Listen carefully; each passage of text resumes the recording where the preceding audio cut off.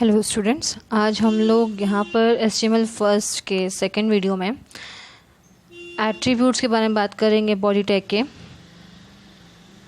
Basic formatting tag जैसे bold, italic, underline, strike, line break और horizontal row कैसे draw होगी उसके बारे में बात करते हैं। एट्रीब्यूट्स ऑफ बॉडी टैग, इसमें background, BG colour, text, A link, V link. लेकिन लिंक वाले जितने हैं जिसमें लिंक है, इसमें अनविजिटेड लिंक का कलर चेंज कर सकते हैं, ए लिंक में एक्टिव लिंक का और वी लिंक में विजिटेड लिंक का कलर चेंज होता है। और इसमें बैकग्राउंड जो एट्रीब्यूट है, फर्स्ट एट्रीब्यूट, इसके थ्रू हम लोग, जैसे अभी आप लोगों ने वेब पेज देखा, उसमें बिल्कुल ब्लैंक वाइट वेब पेज आ रहा था, जो बैकग्राउंड था वो कैसा था, वाइट था। तो इसमें हम लोग बैकग्राउंड में कोई एक इमेज लगा सकते हैं। तो इमेज लगाने के लिए इमेज आपकी जहाँ पर भी स्टोर है उस इमेज का पाथ यहाँ पर देना होता है, इमेज का नाम और उसका एक्सटेंशन देना होता है, तो वो इमेज आपकी बैकग्राउंड में लगती है। बीजी कलर, मुझे बैकग्राउंड में इमेज नहीं लगानी, सिर्फ कलर चेंज करना है, तो बीजी कलर का यूज़ करेंगे, यानी कि बैकग्राउंड कलर। और टेक्स्ट, जैसे मान लीजिए अभी आप लोग का जो जो वेब पेज है, वेब पेज में बैकग्राउंड कैसा था, वाइट था।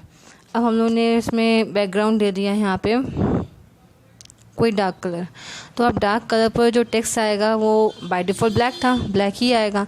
तो अब ब्लैक टेक्स्ट से क्या होगा कि वो उसमें दिखाई नहीं देगा, तो हमें अब टेक्स्ट का कलर भी चेंज करना पड़ेगा, उसके कंट्रास्ट में लगाना है। तो टेक्स्ट यहाँ पे एट्रीब्यूट यूज़ होता है टेक्स्ट के कलर को चेंज करने के लिए। एट्रीब्यूट्स ऑफ बॉडी टैग में यहाँ पे हम लोग आपको अभी दो एट्रीब्यूट के बारे में बता रहे हैं। जैसे बॉडी टैग में देखिए, अगर यहाँ पे मैंने उसको अनसर्किल कर रखा है, जैसे बीजी कलर हमने यूज़ करा है बॉडी टैग के साथ, उसे बीजी कलर का नेम लिखा है और टेक्स्ट का नेम लिखा है। इससे पहले जो वेब पेज आपने देखा था उसमें देखा था कि बैकग्राउंड वाइट था, इसमें बैकग्राउंड क्या है, pink. Text colour by default क्या था, ब्लैक। इसमें टेक्स्ट कलर क्या है, ब्लू। तो ये अभी मैंने दो एट्रीब्यूट बताए, इसके और भी एट्रीब्यूट होते हैं। तो मेन एट्रीब्यूट्स का काम क्या है, वेब पेज की प्रॉपर्टीज़ को चेंज करना या उसमें अपडेशन करना या आपके अकॉर्डिंग उसको सेट करना।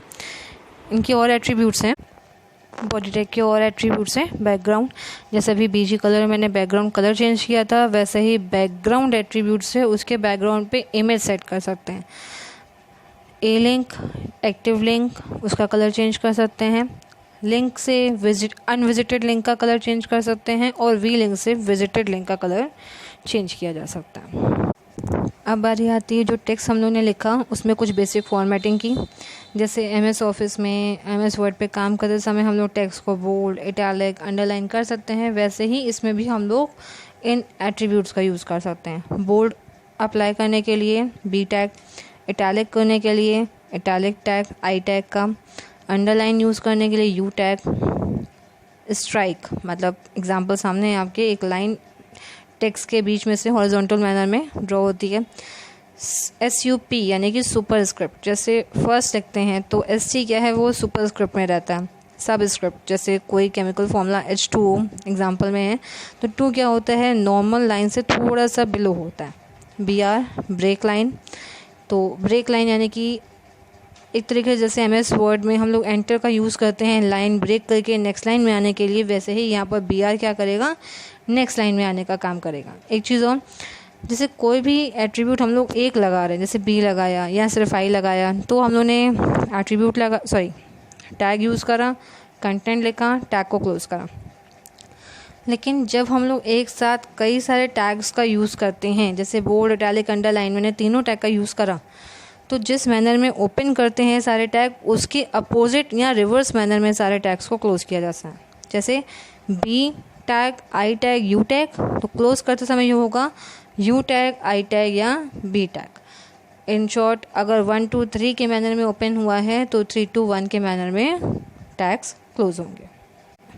अभी जिन बेसिक फॉर्मेटिंग टैग्स का मैंने डिस्कस किया उसका एक एग्जांपल सामने है, जिसमें साइड में मैंने यहाँ पर एक HTML कोड लिख रखा है और उसका एग्जांपल, उसका रिज़ल्ट कैसा आ रहा है वो आप लोग के सामने स्क्रीन पर गिवन है।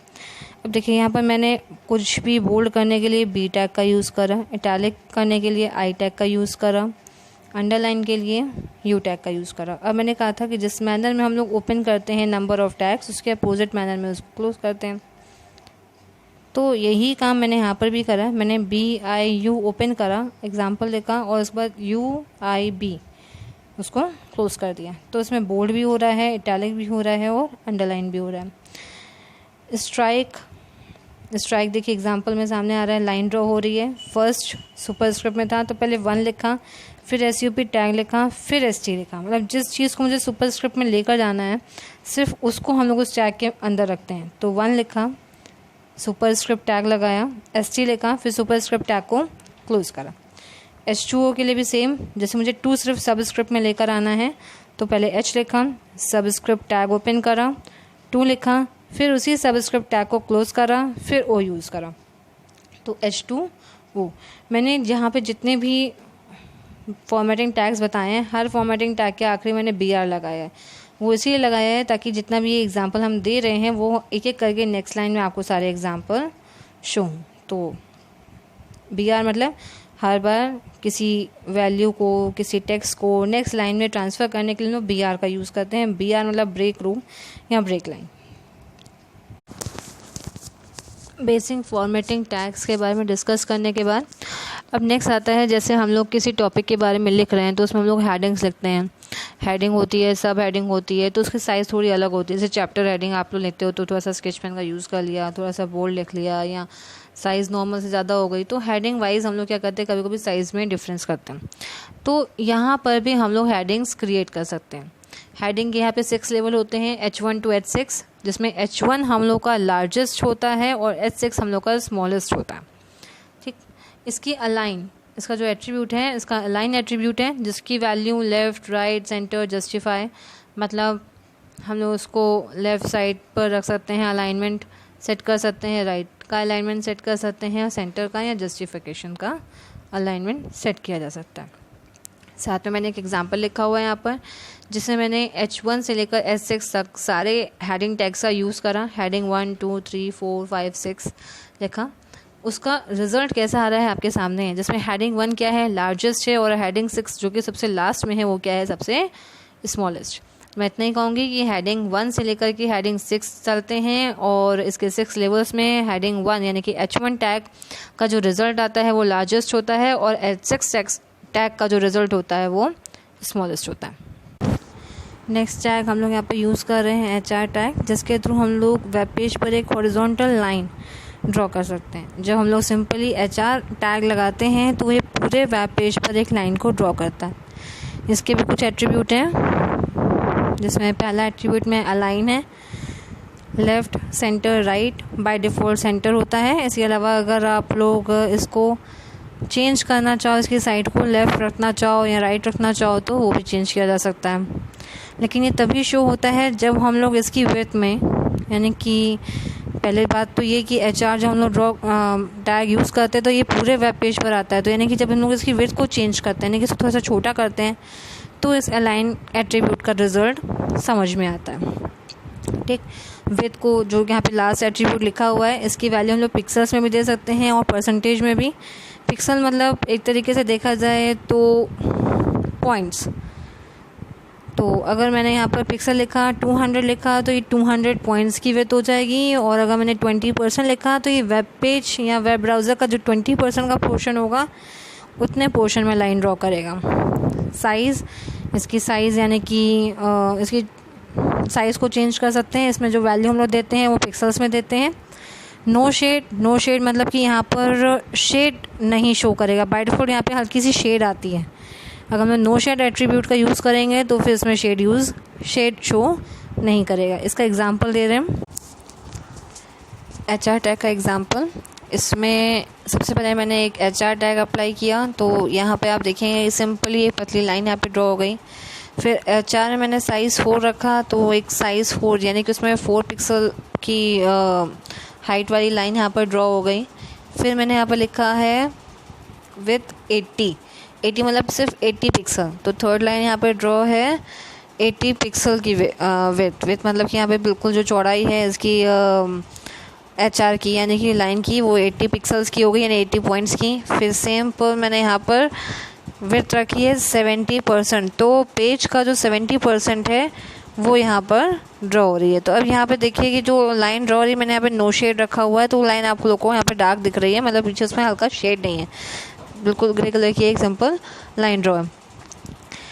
अब ये देखिए लाइन कहाँ पे शो हो रही है, लाइन शो हो रही है हम लोग को सेंटर पर। इसके बाद मैंने यहाँ पर एक लाइन यहाँ पे ड्रॉ करी हुई है, नेक्स्ट लाइन, जिसमें मैंने कलर रखा हुआ है ब्लू, तो कलर जो है वो चेंज हो गया। फिर मैंने नेक्स्ट में अलाइनमेंट इसका चेंज करा, अलाइनमेंट हो गया यहाँ पर राइट, तो राइट साइड लाइन शिफ्ट हो गई। जब लेफ़्ट रखा है तो लेफ़्ट साइड जो है वो लाइन शिफ्ट हो गई। और फिर मैंने रखा है सेंटर, सेंटर पर जो लाइन है वो सेंटर पर शो होगी, लेकिन बाय डिफ़ॉल्ट सेंटर है, तो सेंटर अलाइनमेंट लगाएं या ना लगाएं सेम रहेगा। Thank you for watching this video. आज के इस वीडियो में मैंने आप लोगों को कुछ डिफरेंट टॉपिक डिस्कस करे, जिसमें एट्रीब्यूट ऑफ बॉडी टैग था, HR यानी कि लाइन ड्रॉ करने के लिए था, हेडिंग के डिफरेंट लेवल 6 लेवल थे उसके बारे में बताया, और कुछ बेसिक फॉर्मेटिंग टैग्स है। इस जितने भी टैग्स हैं इनको एक एक बार करके अप्लाई करिए, चेक करिए, कुछ ना समझ में आए तो कमेंट बॉक्स में कमेंट करिए। और जितने भी जो चेंजमेंट होते हैं वेब पेज में, वो बॉडी टैग के अंदर जितना भी वर्क एरिया होता है उसी में हम लोग ये सारे टैग अप्लाई करते हैं। ज़रूरी नहीं कि जितने टैग एक बार बताए गए वही सिर्फ अप्लाई हों, आप जितने भी टैग्स जानते हैं या शुरू से लेकर अब तक यूज़ कर रहे हैं वो सारे टैग आप लोग एक ही वेब पेज पर अप्लाई करके देख सकते हैं। ज़रूरी नहीं कि डिफरेंट वेब पेजेस को ही बनाएं एक एक टैग को चेक करने के लिए। Thank you.